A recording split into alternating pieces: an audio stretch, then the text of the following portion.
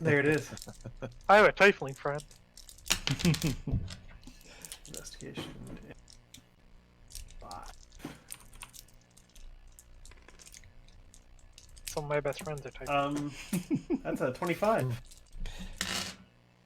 There's not one specific place where nobility comes from in Dunfoss.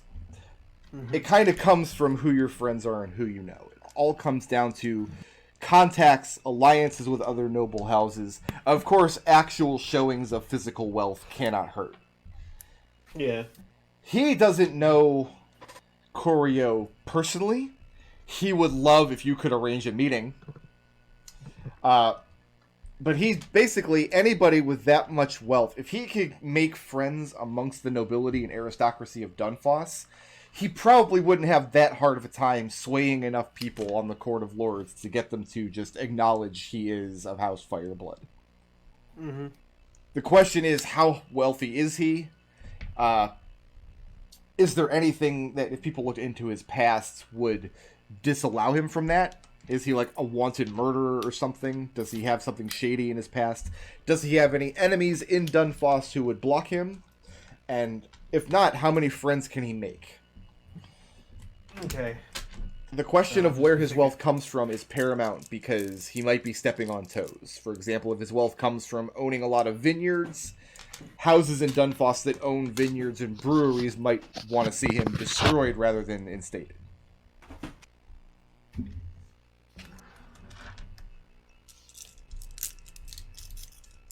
Alright. Okay. But, you know, he is absolutely kind of insistent about it. Can you arrange a meeting? He would love to, he'd love to meet this man, and, I mean, he can get into all the nicest parties, he can get him an invitation. I could certainly see if Koryo would be willing to schedule a meeting. And he says, Lucius, that's why you're my favorite. Alright. He asks if you're still living on that ridiculous houseboat way down in the shallows. I am. And he Part of shakes my his head studies. quizzically. He tells you that all he's interested in studying is what's at the bottom of his wine glass. I'll drink to that.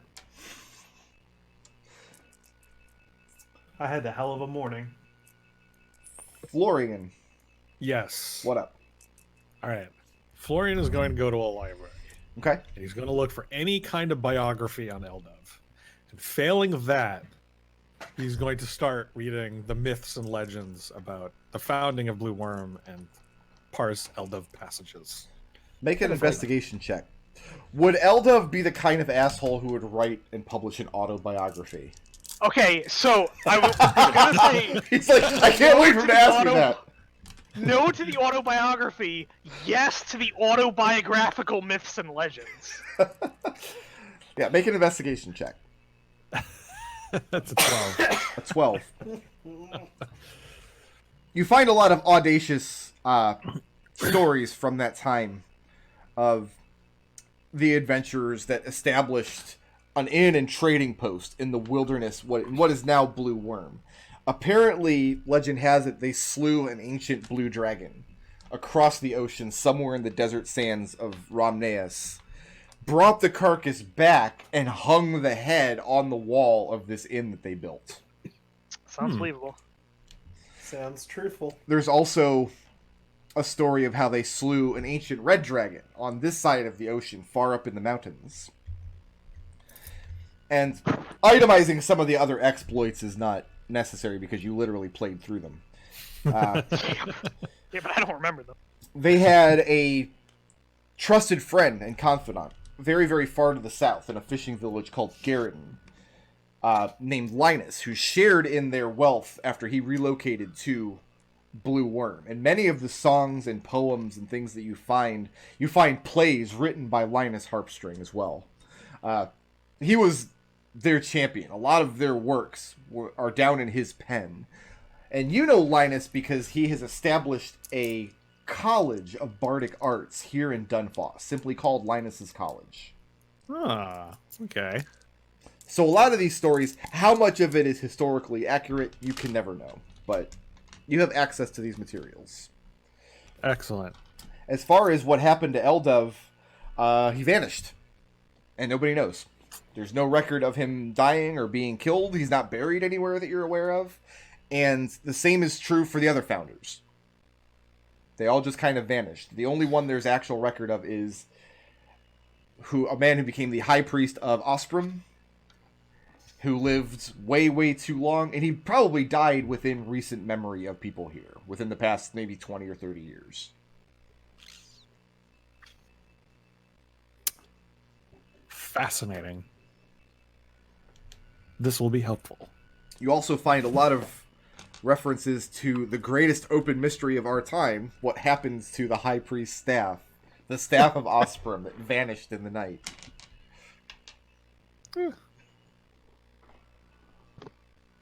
Myths and legends.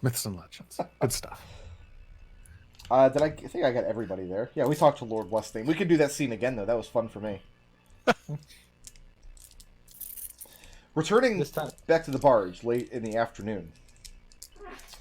Once he sees that the five of you have come back, Hyankot Fiesensbit, the gnome with the extremely gnomish name, who runs the mortar and pestle, comes over to call. He has great difficulty coming down the ladder leading to your barge, cursing and sputtering the whole way because he has a twisted leg and walks with a cane, but he's too proud to accept any assistance. So he forces himself down this ladder the whole way, throws his cane down to the ground and it clatters on the rock, and then painfully you watch him one rung at a time make his way down. He snatches up his cane and limps over to the entrance of the barge.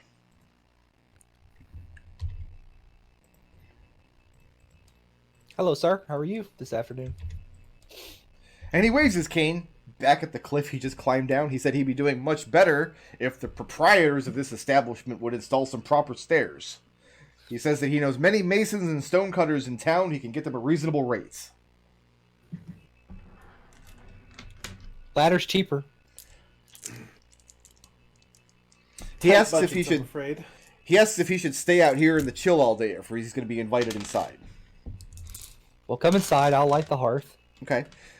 He comes inside, and he's been not a regular fixture, but he's come to call once or twice in the past. Mostly social calls. You guys are neighbors. You guys want to stay in each other's good graces. Today, he's taken aback as soon as he steps in the room, and he looks up at the oil painting hanging behind your half-orc receptionist.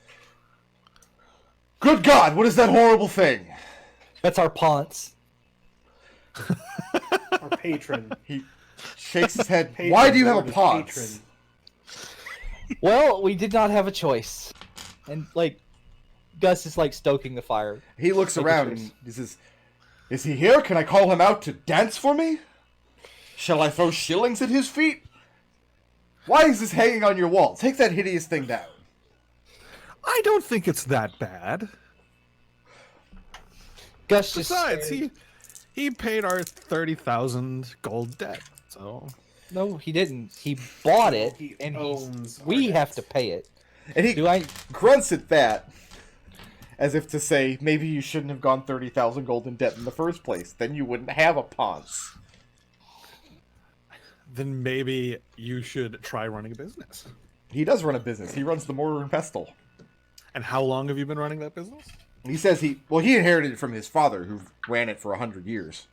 Oh, isn't that convenient? And he fishes out a partially Florian. crumpled piece of paper and hands it out to Florian. He says, "Never mind all that. Take a look at this. What do you make of it?"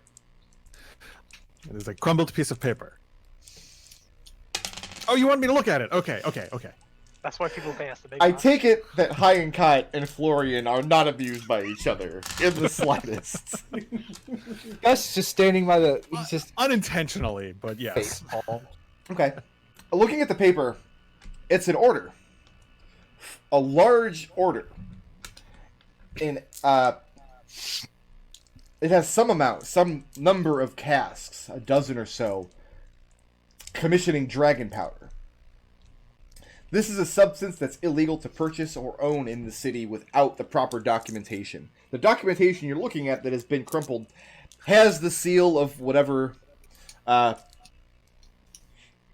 regulating branch of Dunfoss keeps track of it.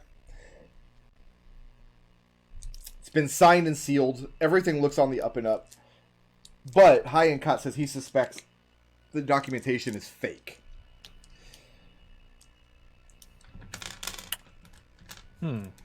Gus like scratches his cheek and says, "Well, can you take it to the moss caps and just obviously they keep pretty tight rein on that." He turns to you and says, I'm bringing it to you. Aren't you 30,000 gold pieces in debt?" Let me have a look. Florian gets ready to cast Detect Magic on it. One would think you'd be glad to have my custom. Would you like some tea? And Gus just exits the room very quickly. Alex spreads it out on the receptionist's desk as Florian starts casting Detect Magic. The note's not magical. And, Assigned in common tongue, drafted up for this amount of dragon powder at or by this date, some weeks into the future. Signed by whatever regulator in town issued the license, and it's licensed to a man named Alanus Ruxby. Sorry, when is this taking place? Am I there? You can be, if you're there, if you'd like to Okay. be. Yeah, I'd love to. The intent is for everybody to have come back. And I'll look it over. Okay. I would like to make a forging tools check on it. Intelligence forging tools. For the time being, Hyankot did not speak to this Ruxby character directly. He spoke to a halfling servant of his named Faddle. So he doesn't know the man personally. He told Faddle that it's going to take a while to fulfill an order of dragon powder this large. That was a bluff. He could have put it together today if he wanted to. He didn't want to because this is a large amount of dragon powder. how much, I have some knowledge about guns. How much actual, how many rounds of fire would this provide? Or, what size cannon? Probably hundreds of rounds of fire. Okay. According to the note, which Seeker has laid out and is taking his forging equipment, is going over it with, a fine powder and a small looking glass and whatever else he has. Funds in excess of 3,500 gold have been placed in escrow at the Bank of Lords for the commission. What was that intelligence check? That is a 19. A 19. It's possible that this is a forgery, but if so, it's an excellent one. Not knowing what Ruxby's signature or the whatever regulator issued the license, not knowing what the signatures are supposed to look like, you can't be certain. Is Ruxby is he wealthy in town? Nobody knows who this Ruxby is. That's another reason why Hyankot didn't want to sell to him immediately. Have the signers gotten involved in this? Is there any kind of signer mark on this? So, the paper is lightly dusted with a substance called Bondly Drizzle.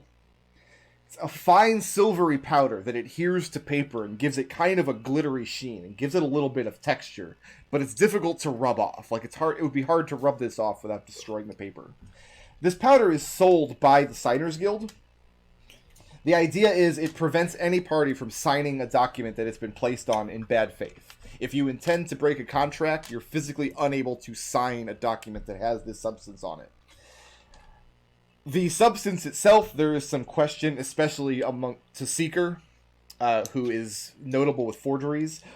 If you're going to forge something, you would rather use this Bondly Drizzle than hire a signer to come and oversee it. That would be much easier to fake, because nobody's certain whether this stuff works. However, the Crown does recognize it with the same authority as an actual signer's witness. So there was no signer witness for this document. No, but the fact that somebody has treated this paper with this... I'm sorry, it is a very faint divination magic when you cast Detect Magic on it. Okay. The paper's been treated with this magical substance. As far as the Crown is concerned, same thing. It's just cheaper. Do I think I would be able to fool it? You would have to try. How expensive would this substance be to buy? Would I have some on me? What I have some in my office. Let me put it that way. No, you wouldn't have any on the premises. You would need to because you're a signer. you just Well, you okay. act in that capacity. Okay. It would be cheaper to get a pinch of this substance than it would be to hire a signer for the day. But you'd have to go out and get it. Probably between 5 and 10 gold, depending on your contacts and where you get it from and what you intend to use it for, etc. Well, if it's not legal, someone's looking to start their own personal little war, aren't they? He says he's bound by contract. He can't turn away the custom. He's going to have to fill this order, but he wanted to turn this over to you first to see if you wanted to look into it. Do you buy ammunition from him from time to time? I don't own a gun. Okay. But They're very expensive. You have the proficiency, though. But I've talked shop with him about it a few times before. Okay. So he doesn't have to tell you how dangerous this amount of dragon powder is likely to be. I mean, that would put a... If it didn't split the boat in half, if you were to ignite it in the bottom, it would definitely sink it. But my money would be on split it in half. Unfortunately, as you say, we are 30,000 gold in debt. Let's go talk to the authority who supposedly signed off on this. Okay. And at that, Seeker just raises a finger for a second and says, "Do you have any way of paying us to look into this for you?" He asks what the rate is to determine whether this is a forgery or not. And What's what the time contract scale for? we're looking at. How long do you have until you must absolutely fulfill the order? He says he could probably stall it for a week or two, but no more. Anything longer than that would look suspicious. How much is the contract for? There is 3,500 gold placed in escrow for this commission. Once he fulfills the 10%? dragon powder, it gets released. How much? What's our usual rate? Like, what's a reasonable rate? We That's- don't really. That's As 500 people, gold. Yeah, like as people outside of the world, we don't know, but our characters would. Well, the player handbook has a list of what various services would cost by the day. Why don't we take a look at that and see Let's take a where... look at that. 500 gold. Yeah, take a look at that and see where do you think private detective services would fall?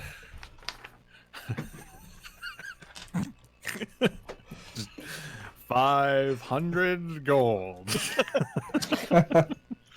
You're just in the corner saying that over and over. Over and over, yes. The only other thing of note on the contract, the Ruxby seal is not known to you. This is not a Dunfosson house, if indeed it's a house at all.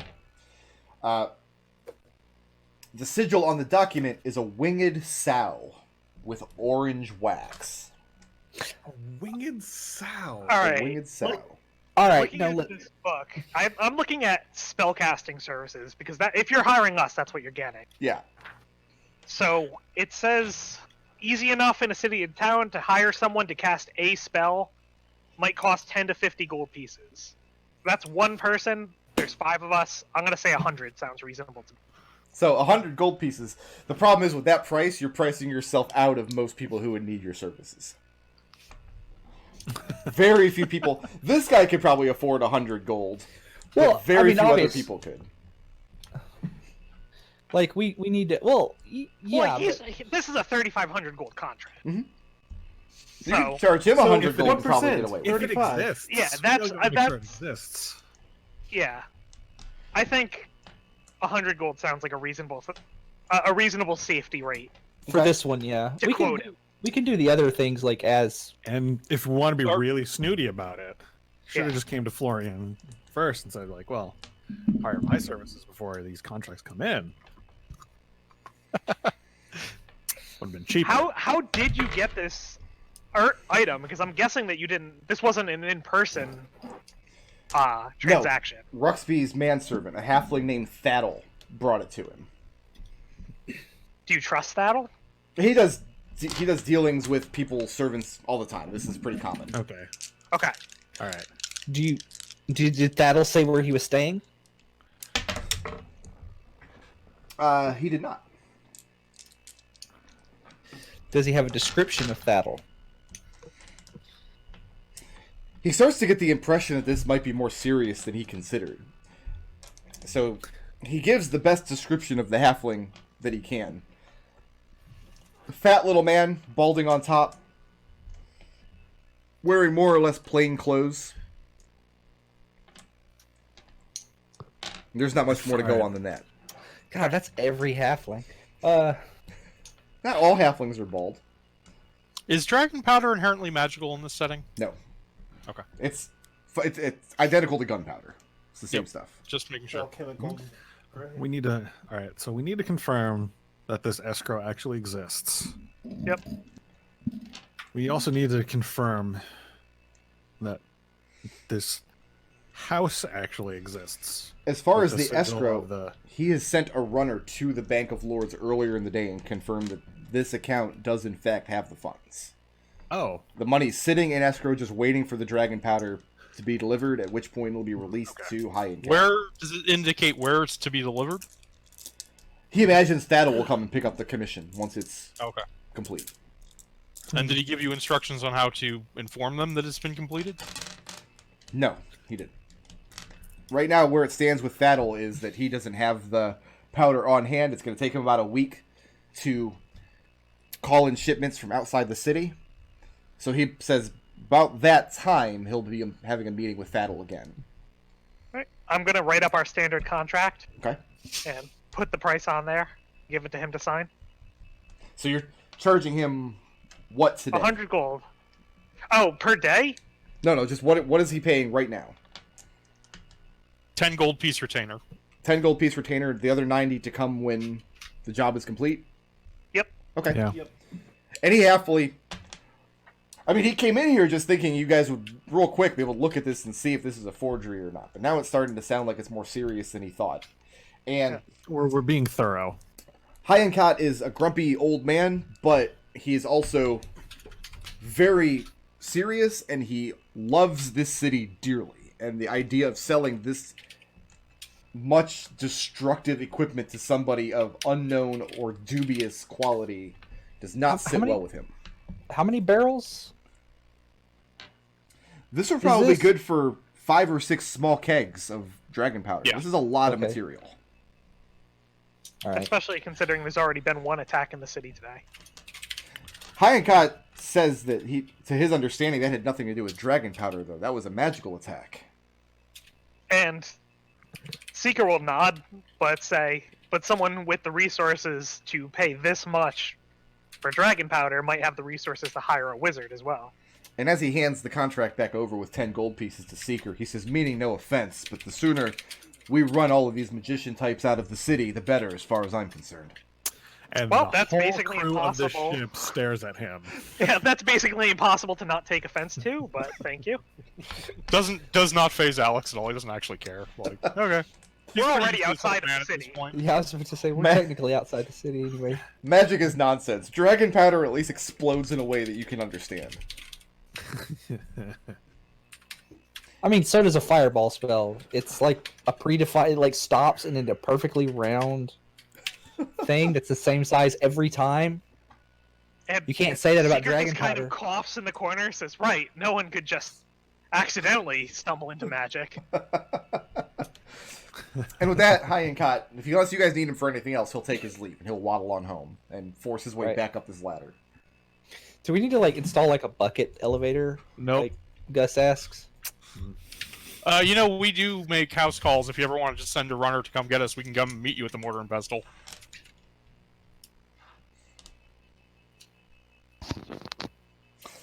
That would be you having conversations with him in the past. You know that he would take that as an affront on his pride. Like he can't Okay. physically make it down this ladder. Is that what you're trying to say?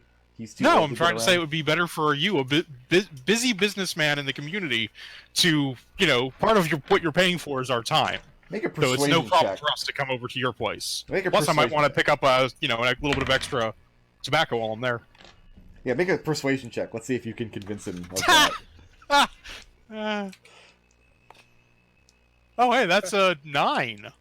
He gives you a very gruff, just thank you for your concern, but you can tell that Yeah. he's bristled a little bit. He makes his way back up the ladder. Congratulations, Flumph Inc. has its first actual paying job. I added the retainer to our coin on hand. So 50 more of those that you could pay this week's. We got to go speak with that guy. Hey, only 5 more. As long as we actually finish the job. So, what's up? We got a lot of plates spinning now, guys. We gotta. All right, what did everyone find out? Lord Wasp's name is kind of a jerk. Not useful. Next.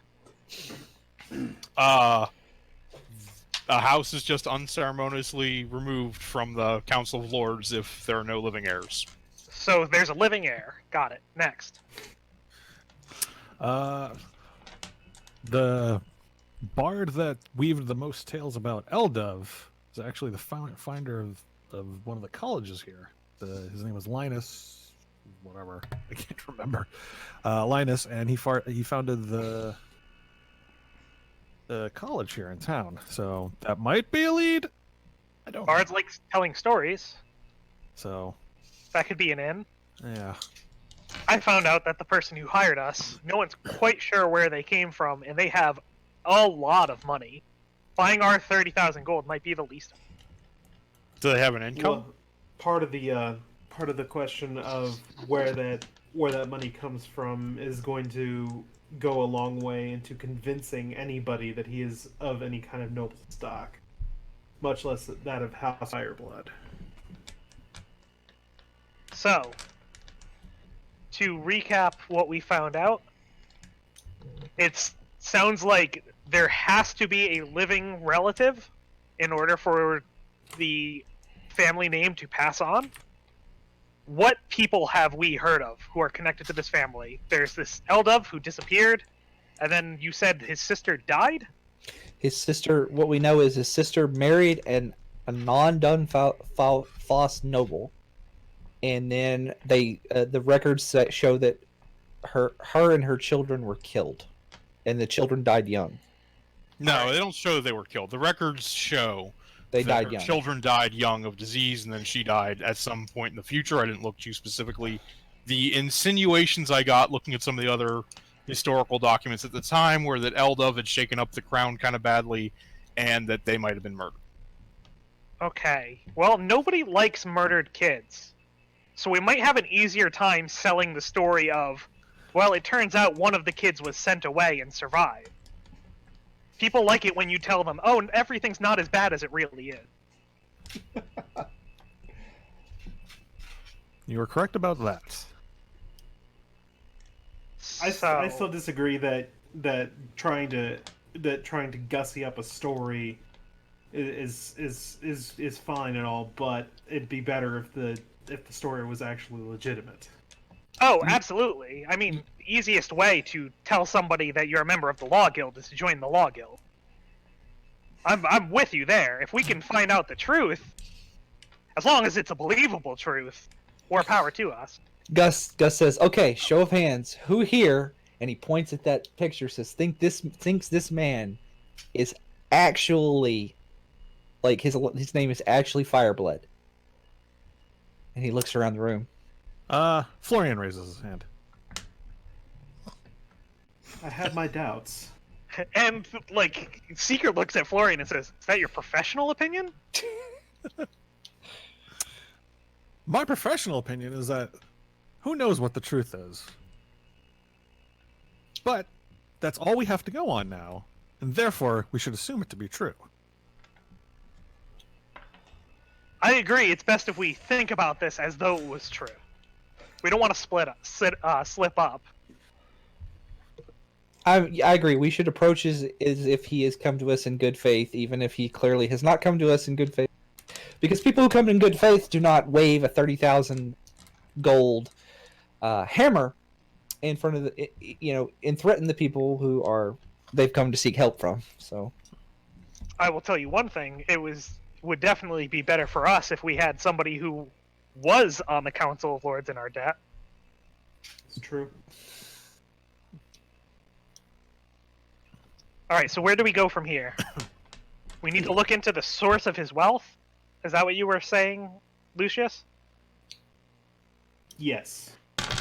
Does anyone else find it odd that for all of his insistence in hiring us, he didn't give us any of the his own background information, like even just a hastily drawn family tree in the back of a piece of parchment?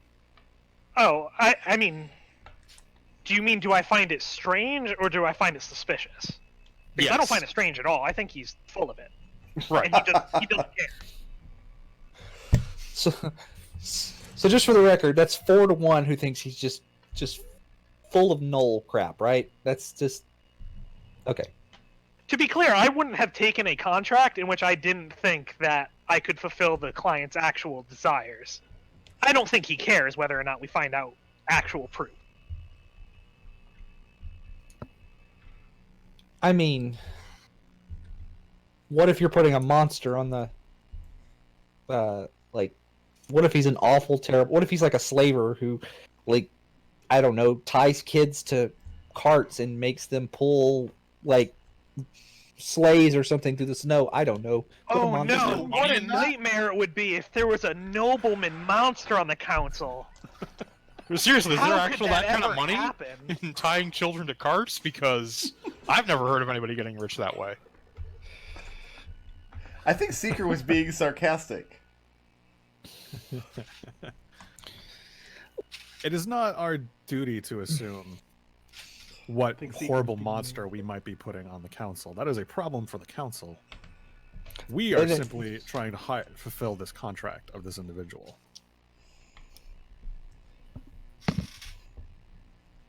Is he worthy of such station as well is the question.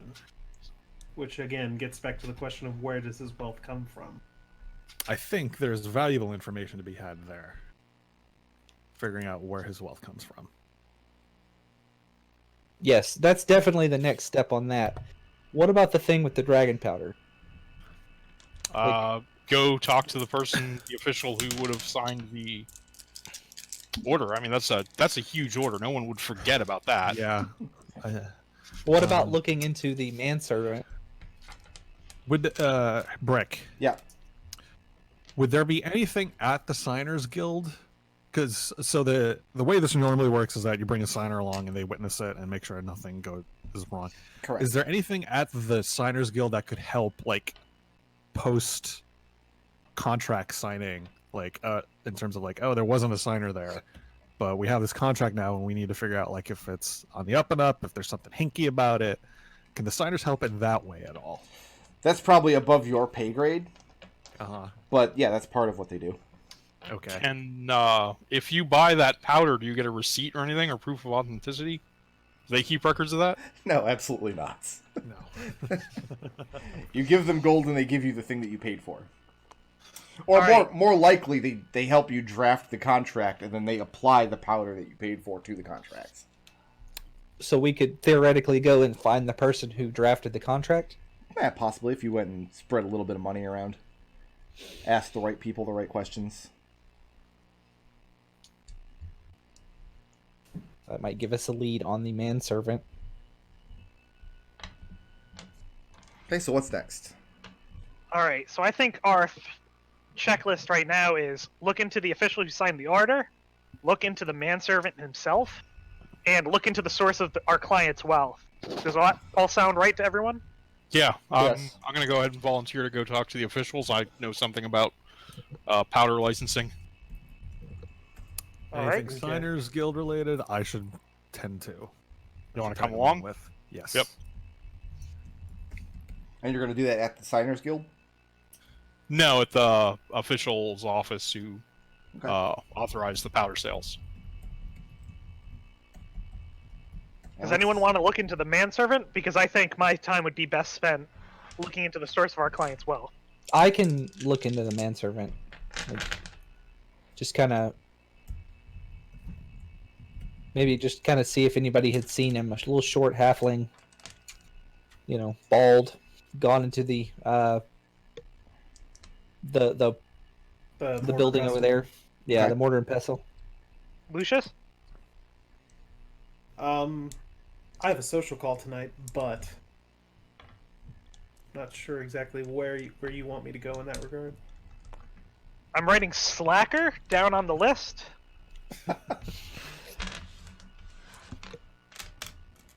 Try to make it a business meeting. do what I can. So who are you paying a social call to? The Keyskin ambassador. I said tomorrow I'd be more than happy to pay a social visit. And what's Seeker doing? Seeker will be looking into the source of the client's well. How are you doing that? I am. So he had been spreading a lot of money around. Yes. If I know anything about my town that would have perked other people's interest other than us, I'm going to try to look into the people who are already doing this. Okay. You know where he's staying. The inn. He bought out the largest suite at the Chestnut Pie Inn. Are we starting there or going somewhere else? Yes, I'm going to start there.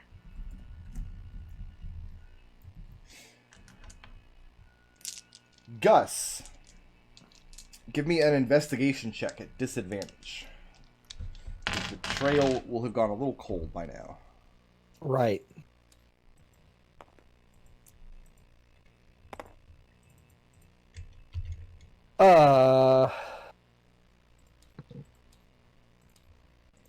That is a 4. 4? Yeah. You managed to find somebody who's seen a halfling with business at the Mortar and Pestle earlier today, but they didn't see where he went. They didn't think anything of it. They have no idea which direction he left or where he went back to. And you're not able to find a lead on Thettle from that angle. Seeker.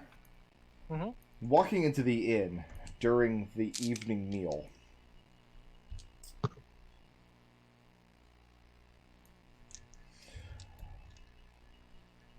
Having come back for the evening meal, and with a crowd of her own at this point, because she also is one of the front runners for who a lot of people in Dunfoss think should be the next king, is a Tiefling named Journey.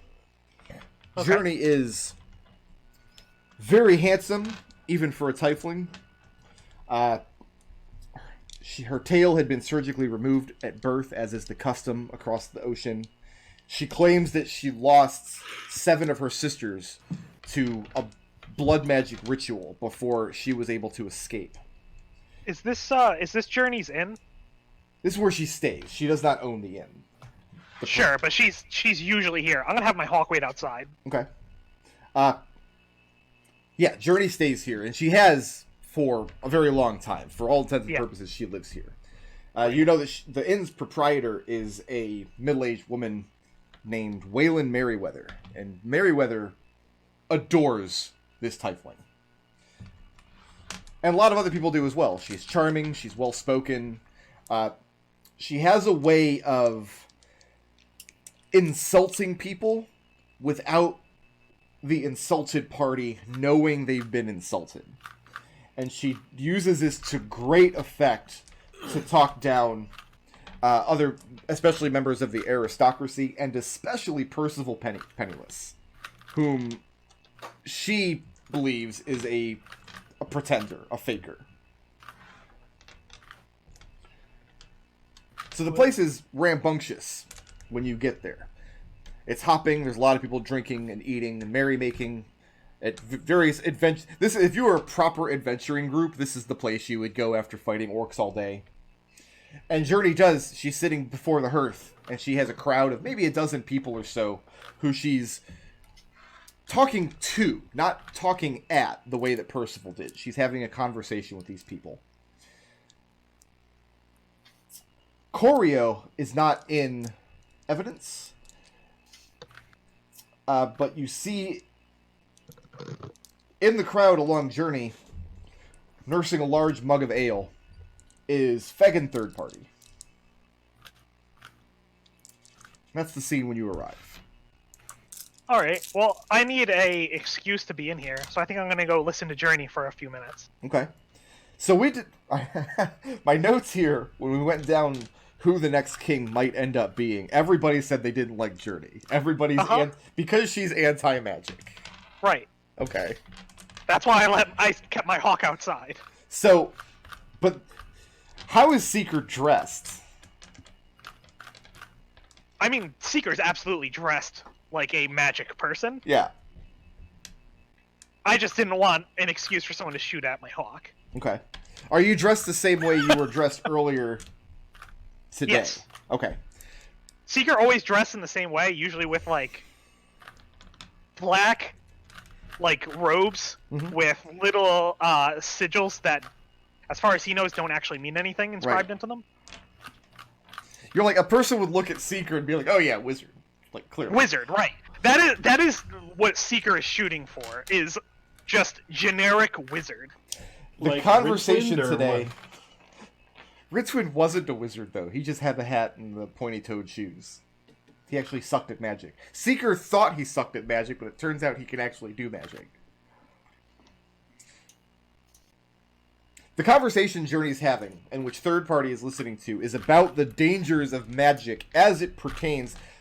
Even though he's a pretender, even though he would make a terrible king, Percival Penniless did not deserve to be attacked in the way he was. And that attack could only have been done by magic. This only serves to further Journey's point.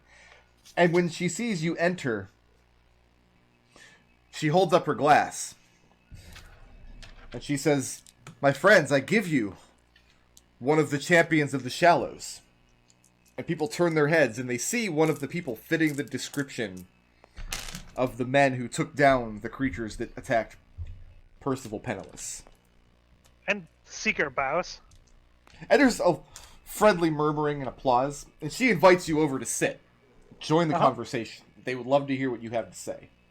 And Seeker comes over. And, so, like, does she continue speaking, or does she look like she expects him to say something? She's not giving a speech. She's kind of having a conversation with 12 people at once. And you have her rapt attention. It becomes very clear. What's your passive insight? Let me ask that. How well can you just read people in conversation? A 14. 14, that's not bad. A lot of times when you're talking to people who think they're important, especially the likes of Percival Penniless, who you had a chance to see earlier today, when you talk to them, you're not really talking to them. They're just waiting for their turn to speak, for their turn to say the thing that they want to say. Journey is listening to you, or is about to. She really wants to hear what you have to say on the subject, whether or not you think lightning from the heavens is a reasonable risk to allow magic in the city of Dunfoss.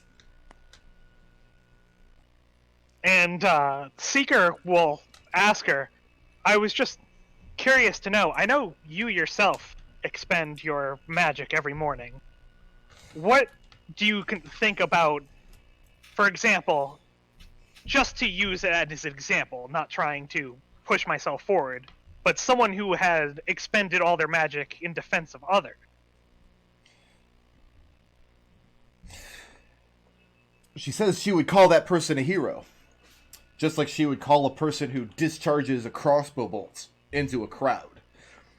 Though the implement is dangerous, that does not mean it can't be wielded responsibly and in service and defense of others. And she believes this is what you have done.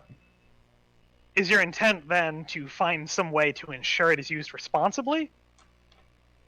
Because I've heard from others who may have been parroting your words incorrectly that you would wish for it to be banned entirely.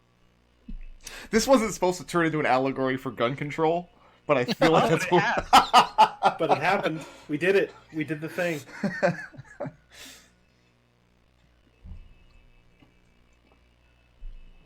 Seeker's a gnome, right? Mm-hmm. Okay, I thought so. I got 2 gnomes and 2 half-elves. I'm still trying to keep them straight. It's still session 1. She says that she is sympathetic to creatures such as ourselves, motioning to herself and yourself as a gnome, who are cursed with this innate magical structure. She knows that many gnomes, in some regard, also have... They're just born with this ability. They didn't ask for it. She says to ban magic from the walls of Dunfoss would be to ban those who were born with it through no fault of their own. And then she talks a little bit about... that's the way they do things across the sea. In Kiska and elsewhere.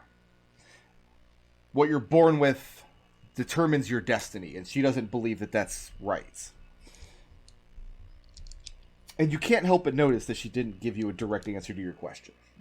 Uh-huh. But a Seeker won't call her on it. Okay. Uh, It seemed to impress other people sitting around. Other people do begin peppering you with questions. Other people want to know, like, what magic did you use in the fight? Like, what spells did you cast? What kind of magician are you? Who were your friends? Why are you using magic missiles and stuff if you could just use a bow and arrow? Like, what's the difference? Why not? And Seeker will just kind of like, well, at the question of why not just use a bow and arrow, Seeker will just say, well, because I wouldn't want to expend it into the middle of a crowd. I'm afraid I'm not gifted in using a bow and arrow. This is the only way I have at my disposal. What is Seeker's goal in this conversation? Seeker's goal of this conversation is to get people to see, what's her name? I'm sorry. Journey treating him somewhat respectfully, so that later, if he goes to these people who are Journey followers, he can kind of like bank on that. Okay, so have we abandoned the idea of trying to learn anything about Choreo while we're here? No, absolutely not. That's because there's a captive audience of 14 people here who are in the area. These are the people who I am going to ask these questions to once this wraps up with Journey. You don't get an ounce of disrespect from Journey. You can tell she chooses her words very carefully, not to speak ill of any particular person. And she doesn't look down on you for being a magic user. And she doesn't call for your blood or anything like that. In fact, you can't be certain, but you almost feel like she just has this air of charisma around her that if you didn't know better, you would call magical. But no, at the end of this conversation, everybody makes some good points, and she has a good discussion with everybody, and you answer people's questions, and as long as you're not a dick about anything, nobody's a dick back. Great. And everybody just has a good time and has some drinks, and towards the end of the evening, Journey takes her leave, and she thanks everybody by name for their time. And when she stands and comes to you, she offers her hand out, and she says, she asks what she should call you. The name that I have come to be called by is the Seeker in the Dark. And she I try to look for the light of things. She clasps your hand as she says that she's glad to call the Seeker in the Dark her friend, and may you banish the darkness together. And then takes her leave back to her room. I'll buy people a couple drinks who were members of that group. Okay.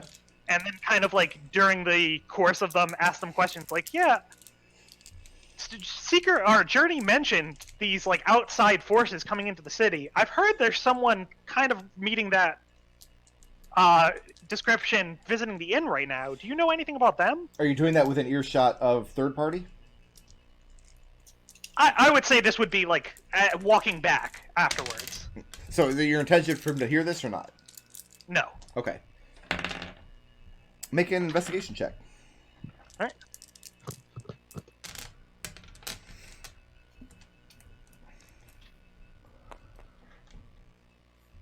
That's fine. My investigation's real good. 15? 15. Most of the people you're talking to are people who are residents of Dunfoss who come here nightly to get their drink on. Those people know of Choreo just because he's such an ostentatious person in the city. He has spent a lot of money. You talk to some people who have shops nearby and have other services. He's had clothes tailored. He's had hats made. He's commissioned artwork. He's trying to get a boat built. He's hiring everybody he can find. A lot of people in the area have had a taste of Choreo's wealth. The other group of people you'll speak to here are adventurers who are kind of taking leave. They also like Choreo a lot for the same reason. Choreo has 100 little fingers in 100 little pies. Everywhere across the land he has things that need tended to. He needs this forest grove taken back from a type of monster. He needs pixies run off from this pond. He needs to secure this abandoned keep for some reason. He's actually hired on these adventuring groups to go out doing what to you just sounds like busy work. The kind of things that previous campaign you would have done. Is that how he makes his money then? With the loot from these excursions? It doesn't sound like he's making any money. It sounds like he's hemorrhaging money. Huh. Well, the adventurers you speak to, some of them, they've gone out, they go into a cave or an old dilapidated structure, they clear out some creatures, they get to keep anything they find, and they take his coin on top of it. And they have his thanks and his undying friendship or some such. Where did they meet him here? Oh, or yeah. So he's been here for a while then? Here at the Chestnut Pie, but it's also not uncommon for him to walk the roads between the various outlying villages and homesteads outside of the city. Oh, so he's a local then. He's definitely trying to make himself friendly to as many people as possible. Alright. And my last objective here, before I leave, is I am going to go talk to third party. Okay, what do you say to third party? Well, third party, first of all, says he has kind of a bumpkin accent. He's somebody that Corio found just out in the sticks. And he sneers at you, and he asks when he was wondering when you'd come and ask him directly about his master, considering you've asked everybody else. So he's your master then? Oh, he pays me well enough. You are an unrelated third party. He says that's his name, third party. And he Right, of claps course. his chest, More fool me. and very proud of it. We're quite well known in our parts. Well, that's understandable. So, you know what he has us looking into, kind of trying to prove his origins? I was just wondering if you had any more information on those origins so we could help him out. He says he thought he was from Dunfoss. Is he not? Is that what he told you? He just assumed so. Make an insight check. Alright.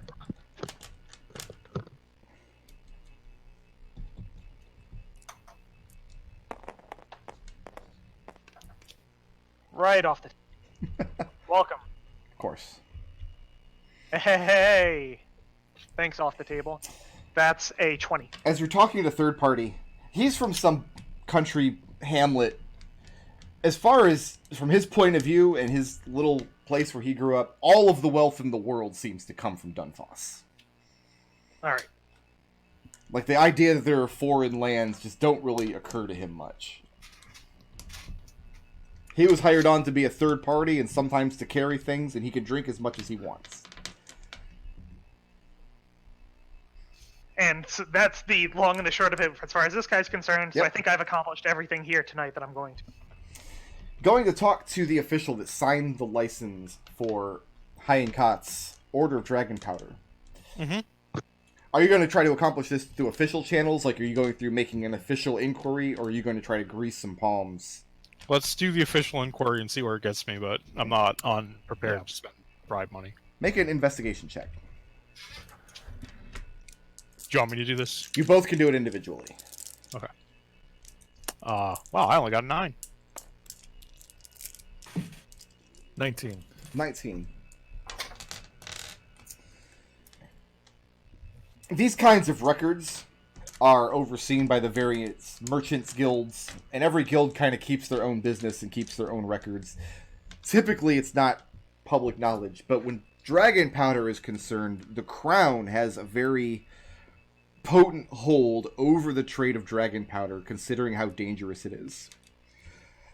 It's also speculated that the crown has this particular hold because they're dwarves, and dwarves mine the substances that are then made into dragon powder. Like, maybe he's regulating it because his house is profiting from it. The story you guys get is that... Where's the man's name? There it is. This Lord of Ruxby, who he had never heard of, showed up with evidence that he had placed some amount of money in escrow for a contract to purchase dragon powder. It looked all on the up and up here, so he stamped it and gave it away. So wait, you did or didn't see the licensing for that powder? So he issued the licensing. He said, yeah, he come in, he showed him the money for the escrow, and decided if he's got the money and he's got this official seal from his house of Ruxby, wherever that is, Who is he to stand in the way of men doing business? House of Ruxby. So the official seal was from the House of Ruxby. It wasn't from the Crown, who I might remind you, oversees all use of dragon powder. Both seals were on the Oh, notes. the Crown seal was on it? Yes. Oh, okay. You're talking to the man who would have issued that seal. The seal of Okay. whatever office or guild hall this is. And he doesn't look too... He didn't look at it too carefully, is the sense that you're getting. You didn't.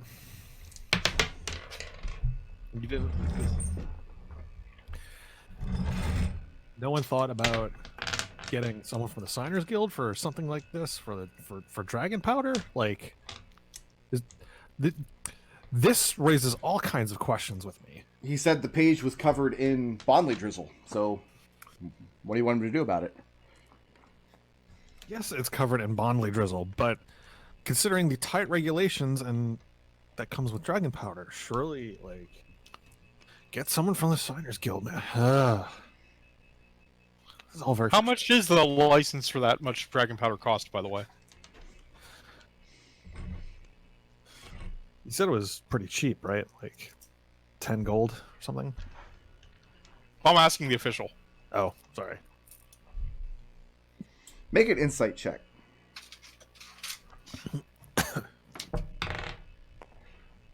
Uh, 11. The man you're talking to flounders a little bit. And he makes up a number. He says, a bond was paid of 15 gold for the license. But he's very unsure of it, and something is off. I'm gonna fish through my pouch, pull out 5 silver, kind of casually put them under my hand on the table so it's not immediately visible. Obviously make it the sound of coins hitting the table. Yeah. Now look, I'm sure nothing is wrong with you personally. I'm just curious about exactly what the channels were gone through. Is there anyone else I should be talking to here? And I'll kind of slide my hand across the desk and then covertly move the coins into his possession. And he cranes over to see if anybody's looking, and he takes the coins, and he leans across the table. And he said, look, word came down from the boss man, talking about whoever runs this particular guild hall. To go ahead licenses for dragon powders. To go against the crown, if that's what you want to hear. Do you know specifically if that came from your boss or higher up? Mostly I just want to know who is making that decision. Because obviously you don't have any fault if you're just carrying out your superior's orders. He says, again, who's to stand in between two good men doing business, even if he is a king, wearing a crown? A man wants to sell dragon powder, a man wants to buy dragon powder. So we've decided to issue the licenses. And what was the actual fee, if you happen to know? And I'll kind of make the sign that, like, how much did they bribe you for this? And he shakes his head and says, we didn't take a fee. Bad for business. A percentage of the commission would come from the mortar and pestle. After a payment is received, that would be their cut. But as for the actual license, they didn't charge anything. Okay.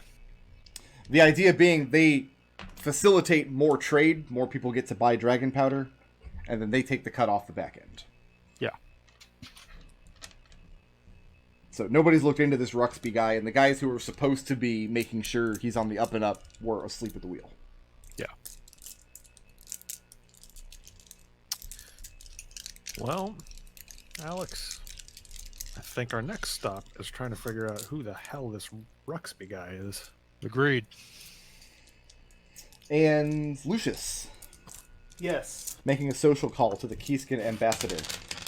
Yep. And you're admitted to the ambassador's office. And he's back for the day, and he'll be in tonight, and he'll be in tomorrow.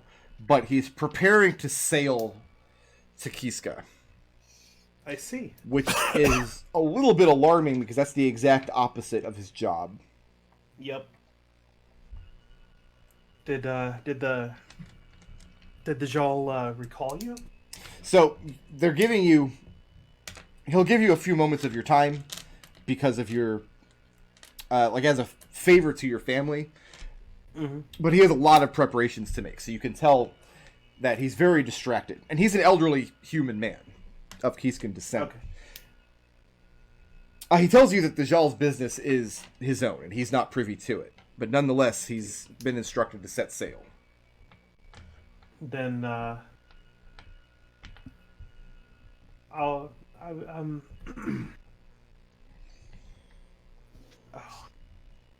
trying to think. Destil, what was that? What was that name you were? The name on the contract for Dragon Powder? Ruxpin? Rux- Ruxby. That's right. I was thinking Bixby, but no, it wasn't right. Yeah. I will see if the name. I will ask him if the name Ruxby means anything to him. Apparently, some noble outside of Dunfos.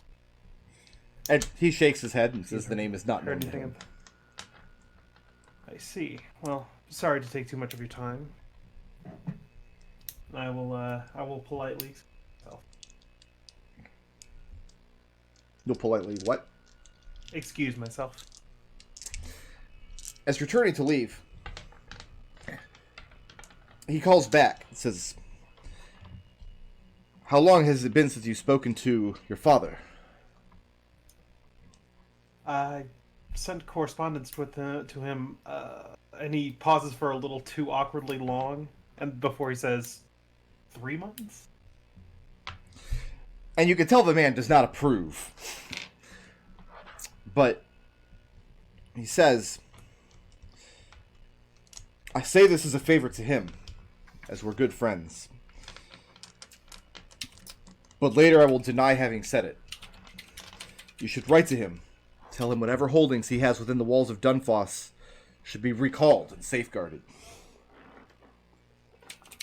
Then he wishes you well." I see.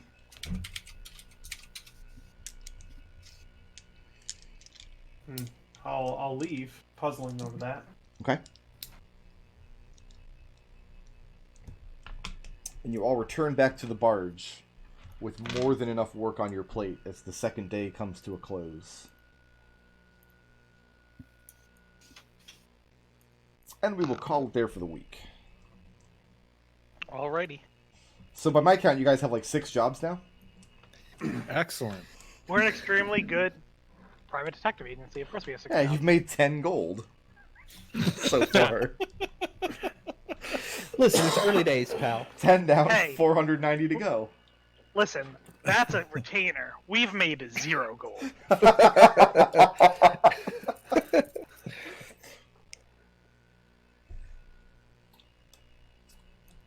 Let me set up the straw poll and then we will do some blips. The real question is, how much are we going to hit him for in expenses? There's your straw That's where you- poll if you guys want to go vote for which of these fine lads deserves an extra blip tonight. This is the first time we've done blips for this campaign, so I guess I will go ahead and explain. Each of them can earn... blips are a resource they can spend on rerolls and other such nonsense. They started this session with 0 because it was the first session of the campaign. But they're each going to make a case for their alignment, ideal, and or flaw, if they want to earn blips for those, and then we will have the players award each other blips for various things that they might have or might not have done in the session. Who wants to make a case first?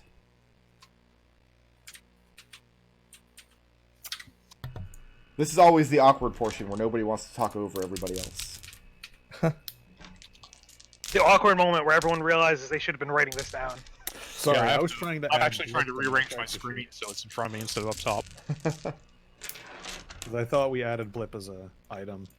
I was trying to add it. I have no idea how you guys did it. Don't worry about We lists. Just Yeah, write them down. I'm just gonna write them down. I always just Yeah. kept mine in notes. I'll go. Okay. I got chaotic good. Good is only taking from those who can afford it. Chaos is taking them for all they're worth. For asking him for a bonus after we managed to finish bringing back his proof. Okay. And I've got which one was it? Oh wait, did you say we don't get blips for bonds? No.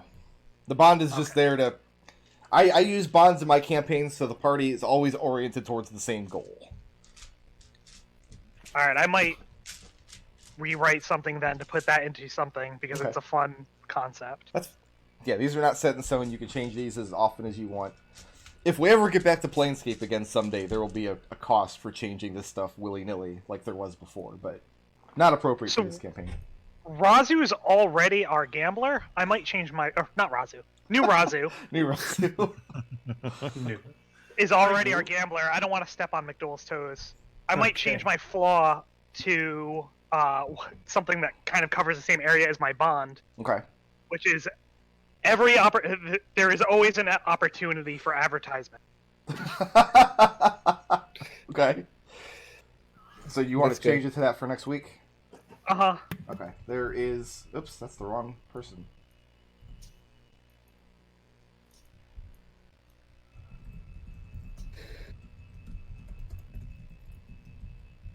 Do you pronounce it advertisement or advertisement? Depends on what kind of company I'm in. Okay. Are you making a case for your ideal? Opportunity is everywhere if you can see it. Does it have to be successful?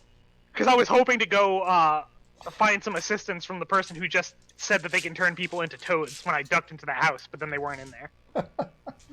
It doesn't have to be successful. I would say you can only count it for your flaw if it actually gets you in trouble, though. Yeah. 'Cause those two the things are flaw, very similar. The flaw will most definitely get us in trouble. Okay. I am going to be doing some very dumb advertisement. All right. Who else wants to make their case?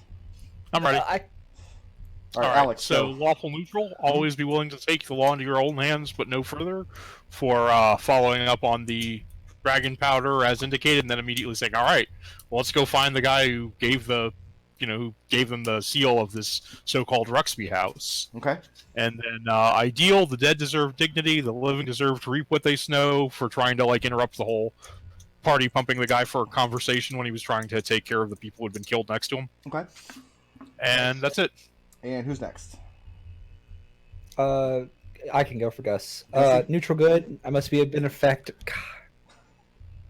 A benefactor and strive to leave things in a better state than I found it. For making the argument that we sure we want to put this guy on the council when we don't know if he's some kind of uber monster who might do awful things with it. Okay. My ideal for going and trying to do side work to gather money, to make money, before in my free time to do the bills and stuff, even if I got stymied on that, Mhm. got told no by the awful evil moss caps, or not evil, lawful. We'll go with lawful. Lawful and evil are the same thing. I don't have anything for my flaw yet, but if I will probably be punching our Ponce if he tries to threaten us with the. Oh, he With wouldn't do anything. that. All right. Yeah, that's just the two. Who's next? I'll go. Okay. True neutral. Sometimes you have the law. Sometimes you have to have laws, but laws are also restrictive. Sometimes you have to be good, but there's no way to define good. For sticking up for the fact that they can't be concerned whether or not this what's his name? Just Ponce. Choreo. Choreo. For Choreo being a monster and is absolutely none of our concern if he is. Flaws, there's always an explanation, and we must always consider it for being the only one that buys into Choreo's explanation on how he came into his money Okay. and believing that he is actually a Fireblood. And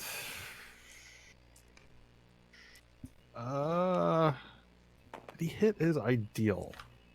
There are infinite truths. We must experience as many as we can and figure out their validity. For going with Alexander and trying to figure out what is going on with this Ruxby character. Okay. And Lucius, what you got? I have my alignment, lawful neutral, take your place in society and work well for your fellow people. Take care of your own.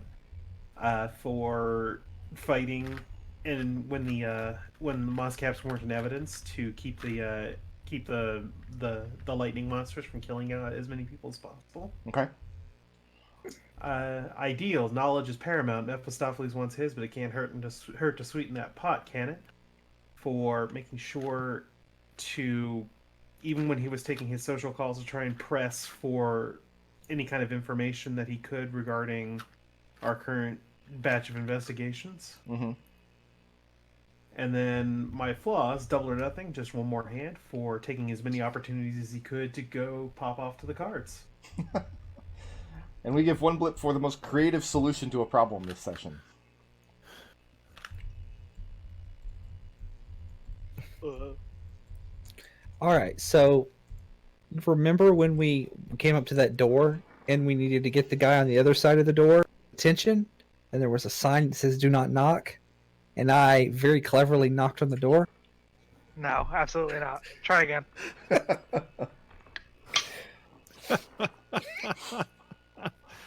Not giving creative for knocking on a door. Ow.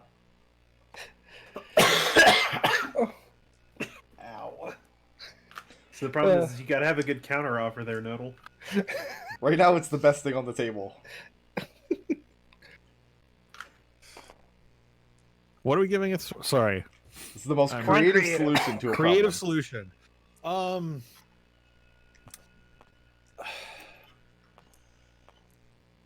The problem is we're just not creative people. It's true. We should really rethink this.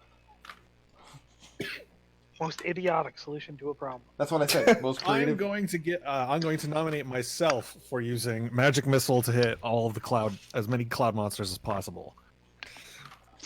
I mean, does that count when you just, as you do it, learn that magic missile can't miss? I Yes. mean, Yeah, I think I yes. Well, I'm the okay name is with- very misleading. I especially liked when he said he's splitting the magic missiles across 3 creatures when there was only 1 creature on the roof, so the Yeah, other 2 that missiles didn't hit anything. That was That was adorable. even more creative because I was trying to hit as many creatures as possible. I'm okay with that. There was only 1 up there. I'm okay with it as an excuse to not give it to knocking on a door. Who we have 1 blip for the assist. Who furthered the party's goals the most? This one's going to be tough too because we're all doing things that can really contribute to that. It helps that in this campaign the party's goals will almost always be aligned in one direction, versus Flumphscape where we had 5 players with 5 diametrically opposed goals at all times. But how do we know what the party's goals are? Maybe if we were to have some sort of checklist. Maybe. I'm going to Yeah, vote I'm willing to give Alex. it to Nodal for the checklist this session. Okay, I was going to say Alexander for, like, asking the hard-hitting questions. Honestly, With yeah, no, my I'm- amazing I'm- 7 I'm- charisma. I'm in line with Nodal because Nodal in very atypical fashion is very on task this campaign thus far. I'm I mean- playing a different character. You are, and it's kind of terrifying that you're the one who is being the party nag. Nodal, you're the party mom for once. Uh-huh. It's terrifying. I think we That's can what all I'm agree saying. that's out of character for Nodal. He's never been the party mom before. McDohl Alright. tried to be the party mom once with Keelian, but that party wasn't having any of it. We've got badass next. Yeah. Who was the person who was like, I'm gonna stand in front of the electric people in my metal armor? That was me. I vote for that. That was who? It was Alexander. Alexander. Does anyone have a counter argument? I mean, I'm wearing no That metal targeted armor. AC, so I'm pretty sure, yeah, they are just conduct the electricity around your body. I'm Listen, surprised. that kind of magic I'm not an evocation wizard. And we give 1 blitz for intangibles. Who was Listen, the most I lost intangible? my axe. I lost my axe. That's true. Roger, do you have a good argument for why you should get it? It's not Razu. I'm New not Razu Razu. anymore. Listen, I'll get there. Keelian. I don't even know who I am anymore. I know it's one of the McDohls. Eric. Trying to think. I don't think I really. I'm still trying to find the character's voice and like his ground state. So Oh, we'll no. mark you down for next week, and we'll give it to our friend here for knocking on that door that said "Don't knock." Okay. I mean, I made the argument for losing my axe, but okay. I mean, I mean, just the fact that he, without missing a beat, after Breaker had said, there's a sign that says "Do not knock," he knocks on the door, like, without missing a beat. It was not creative. It was, however, very intangible. And Seeker takes our straw poll for the week. So, I've got Florian and Seeker with 4 blips, Alex, Gussie, and Lucy with 3, and you can either carry those over to next week to use on rerolls and things, or you can immediately cash them in for experience. Right now, everybody's level 1, so blips are worth 10 points. Well, just 10 points. 10 points. That's not even worth it. Yeah. Yeah, However, I do get to award you guys some experience. you do. For taking down 7 Asa Gremlins, are what they were called. Oh, I was thinking they were Mephits. So 70 experience apiece for your part taking down the gremlins.